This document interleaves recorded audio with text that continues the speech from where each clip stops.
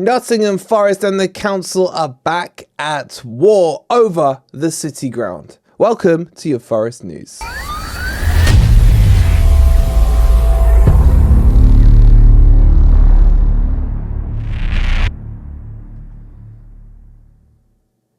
Good morning, good evening, or good night. Hope you guys are doing well, and welcome to your latest Forest News. Coming up, we'll be talking about what the club said, what the council have said. Everyone pointing at each other like that goddamn Spider-Man meme at the moment. It's getting silly. If you're enjoying the content, please don't forget to hit that like button.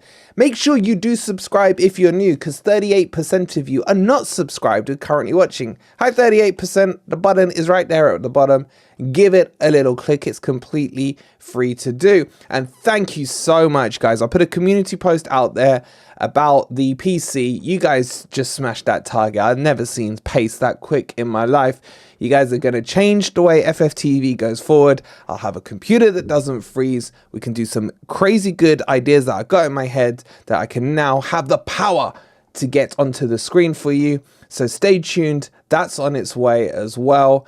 And finally, if you want to grab your ticket for this special edition prize, a double sign framed Elanga and Hudson-Odoi frame with the home kit from Football Prizes with instant wins on Chris Wood's shirt and Taiwo shirt. Apparently, Maddie's claiming he got the Taiwo one. I don't know if I believe him, Maddie. Don't be lying to us. But the link's pinned in the comments for you below, and I'll leave it on the end screen. Okay, let's get into this.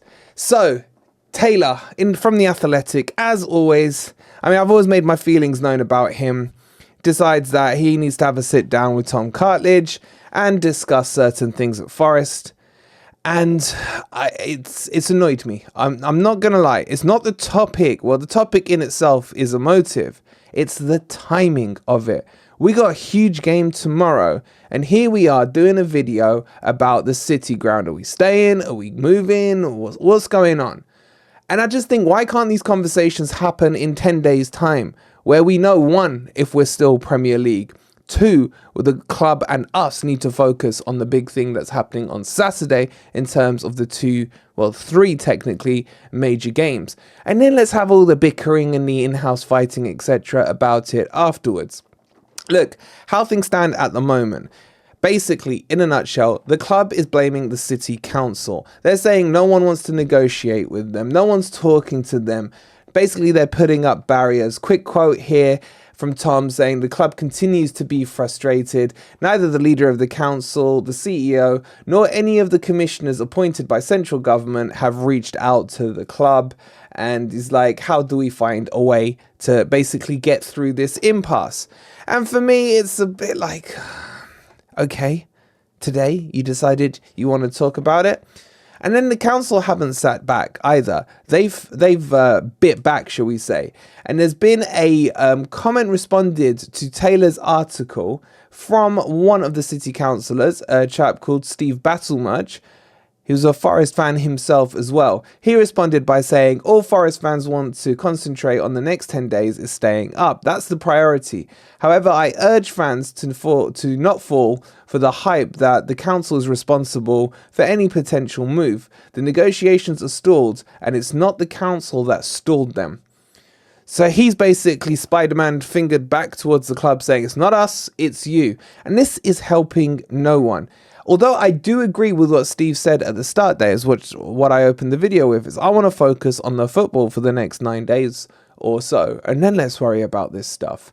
But I do understand as well why it's been such an emotive topic in and amongst the Forest fan base. It's caused a real stir on social media. Look, it came out yesterday.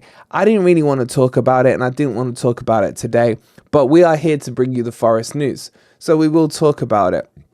People on this are going to be sentimental, are going to be emotive about it, and I think that's absolutely fine to be so.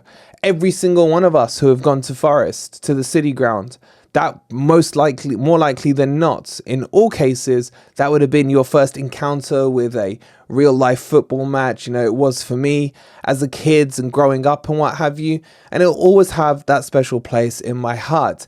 Yes, we know it's not fit for purpose in the Premier League. We've all seen the stories about the toilets, the hot water, the food, etc. The list can go on and on. But sometimes some people will say that adds character to it. However, we do also know from a commercial point of view, putting the club hat on now for a second, is that the club claim there are 11,000 people waiting on a waiting list, and they would like to service this. Why? Because going forward, the PSR rules are going to be changing into a revenue-based stream, which we talked about a couple of weeks ago. And what that will mean, I'm not going to go through the whole details here, but basically clubs will be capped based on the revenue and income they bring in. And one of those sources of income outside of the big one, which is obviously the TV rights money, would be match day gate receipts, match day sales, things like that. So if you have more people at the ground, you have more revenue, more income flowing into the club. So it is commercial. Look, whether we like it or not, if we want to be in the Premier League, Forest is going to turn into a business. If that's at the City Ground or at Tottenham, I mean, I just had a thought. Nottingham Forest. Oh God, would they? No, we can't go there. We can't go there. Anyway, back onto the point. So these sites have been talked about. And I don't know if they're being used as a threat from the club or they're serious. We're going to try and get some conversations with some guys at the club, maybe do some videos if we can, if they'll allow us, and from the council side as well, and have a chat with them to get both sides of the story. I really don't want this to turn into a war, and if we can do anything to mediate that, to bring the temperature down, both between the two involved parties and of course the fan base, then of course we're going to try our best to do it. Whether or not that happens, I don't know. But if you're going to ask me on my opinion looking outside it, and I'm not going to sit here today and say, well, I think we should go. One, because I haven't seen the proposal on what going would look like. Maybe if we get to see a proper proposal, then we could look at it rationally and think to ourselves, okay, here are the pros, here are the cons for moving. And, you know, same with the City Ground. Here are the pros, here are the cons for staying at the City Ground. So I think that conversation should happen a little further down the road. But what I want to do is get into Marinakis' head. And I have this on no authority or no basis at all. I initially thought that this was a negotiation tool when we did the video on this a couple of months ago, that he was going to try and kind of, you know, pressure the council into negotiating the rental costs, the leasehold, etc. Now, when you look at it and you think of the new PSR changes, it wouldn't surprise me if Marinakis or his advisors or the hierarchy are looking at this thinking commercially it would make more sense to be at a different stadium. Why? Because of the things we said in terms of the income, but also in terms of the development costs. Because putting together just alone the Peter Taylor stand, for example, we saw the quotes. They started at 80 million pre-COVID when it was initially brought up. Post-COVID, because of all the rise in costs, it was getting to nearly 200 million.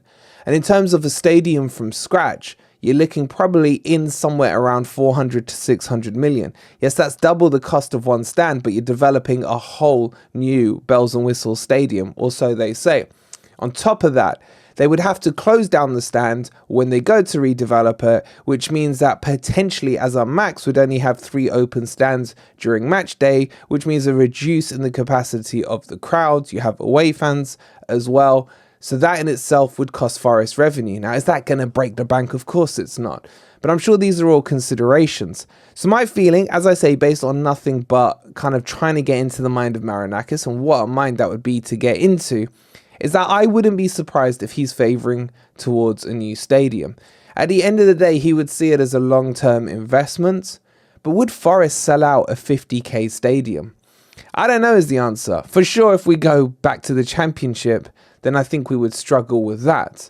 But in the Premier League, if they're saying 11,000 are waiting and you want to believe that number, add that to our current just under 30k capacity minus those away fans, and then you're looking towards 40k there.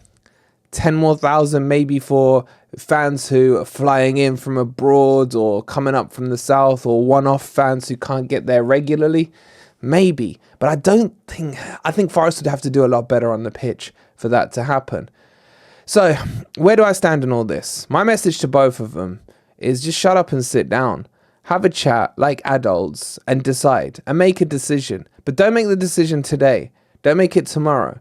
Do it after the Burnley match, where we know where Forest stand, where we know what our future looks like, and then start making some actual decisions. Honestly, I'm getting bored of this conversation. It's been going on since as far as I remember, like 2009, there was another site that was discussed where Forest potentially could move to. There's been all kinds of talks about upgrading this, changing that, and what have you.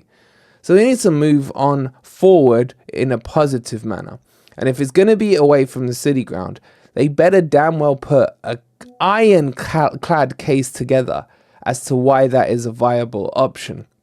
But as I said, we will try and get some people together. I don't know if it'll happen or not. We've put the question out. We'll let you know. But there is going to be more content out for you today. We've got Grumpy Old Reds coming at 8 o'clock. No doubt those guys are going to want to give their opinion on this. It'll be interesting to hear their thoughts and get your comments in down below as well. Let me know, do you want to stay at the city ground or would you be willing to accept leaving? We'll see you then. There may be some more content in between, so keep your notifications on. If you haven't already, please don't forget to hit that like button. Subscribe to Forest Fan TV if you are new. I love you guys for that, getting us to the 2K that quickly. That computer's in order. I'll leave you the link for the Alanga and Callum Hudson-Odoi on the end screen. And we'll see you later on the next video. Come on, you Reds.